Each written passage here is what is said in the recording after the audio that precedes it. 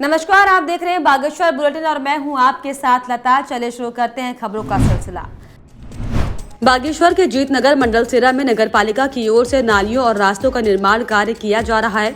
इस दौरान कुछ स्थानीय लोगों के विरोध जताने पर आज नगरपालिका अध्यक्ष खुद काम का जायजा लेने पहुंचे और इस बारे में उन्होंने स्थानीय लोगों से बात की, साथ ही साथ सहयोग देने की सभी से अपील की है।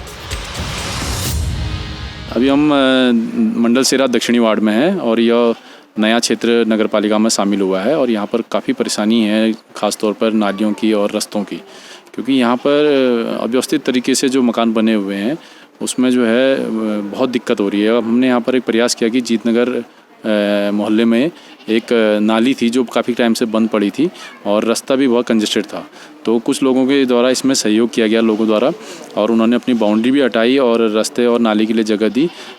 लेकिन अभी अंत में जब नदी में पहुंचने वाले हैं हम, कुछ 30 मीटर हमारा बचा था, तो कुछ लोगों द्वारा जो है इसमें विरोध किया जा रहा है।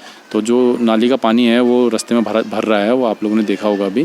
तो इसी सिलसिले में अभी यहाँ पर आए हैं, यहाँ पर नायब तहसीलदार जी भी आए हैं और पटवारी जी भी आए हैं और हमारे यूँ साहब हैं और हमारे जेई हैं।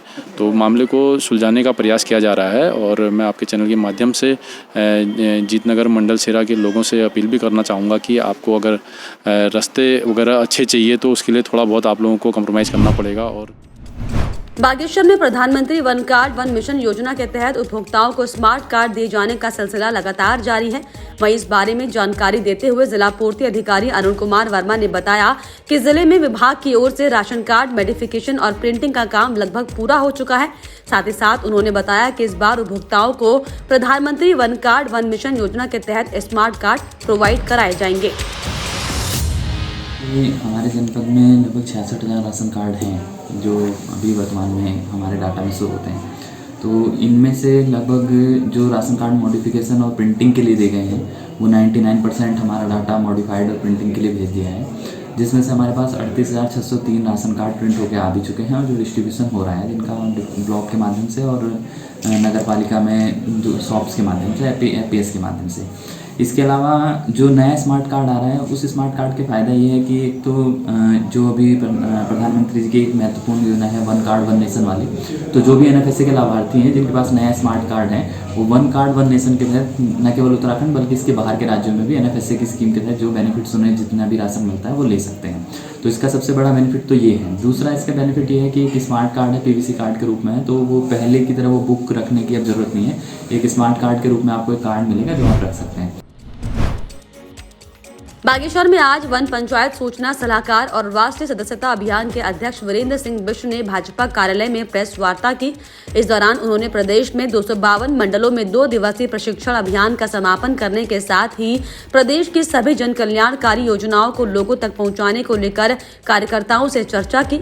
साथ ही उन्होंने बताया कि जिले में स्वरोजगार योजना के तहत 400 लोगों को चिन्हित किया गया है। देखिए, जब विधेयक पारित हो जाता है उसके बाद सदन का कोई विशेष सत्र बुलाने का कोई औचित्य नहीं रह जाता। बातचीत के दरवाजे हमेशा खुले रहते हैं और हमारी सरकार तो हमेशा बातचीत के पक्ष में रही है। पहले दिन से ही सरकार ने अपने केंद्रीय मंत्री नरेंद्र सिंह तोमर जी के नेतृत्व में बातचीत के अवसर प्रदान दिए और 4 वक्त की बातें भी हुई, जो उनकी आशंकाएं थी एमएसपी को लेकर, मिनिमम सपोर्ट प्राइस को लेकर, मंडी को लेकर, क्वांटिटी फार्मिंग को लेकर, उन तीनों आशंकाओं को पहली मीटिंग से लेकर चौथी मीटिंग तक चिन्हित करके उसको समाप्त कर दिया। सरकार ने अपना पक्ष बहुत स्पष्ट रूप से रख दिया कि हम एमएसपी को कहीं खत्म नहीं कर रहे हैं, हम मंडियां कहीं खत्म नहीं कर रहे हैं और क्वांटिटी फार्मिंग से जो उनको नुकसान का उनको शंका थी वो कहीं उनका नुकसान नहीं होगा, उनको लीगल राइट रहेगा और उनकी जमीन पर कोई फार्मिंग करने वाला, लीज लेने वाला व्यक्ति लोन भी नहीं ले पाएगा।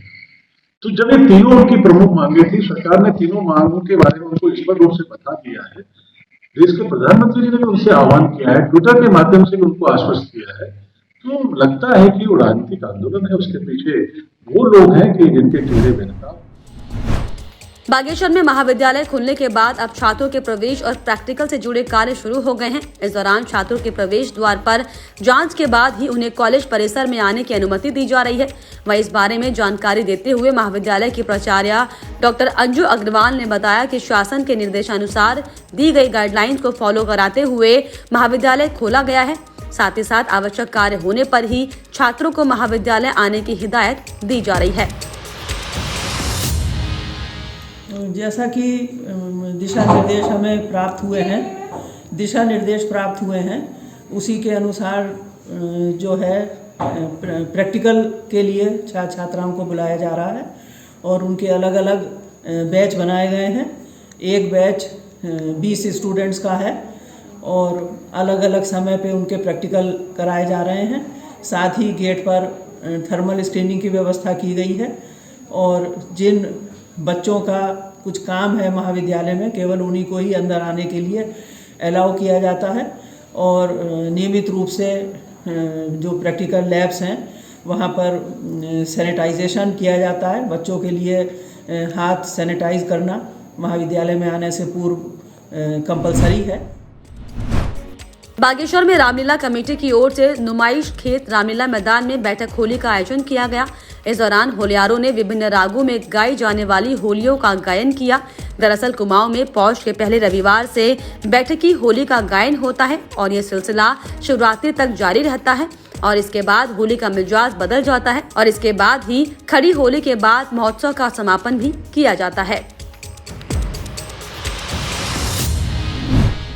और इसी के साथ बागेश्वर बुलेटिन में फिलहाल इतना ही। आप देखते रहिए न्यूज़ 31 उत्तराखंड। नमस्कार।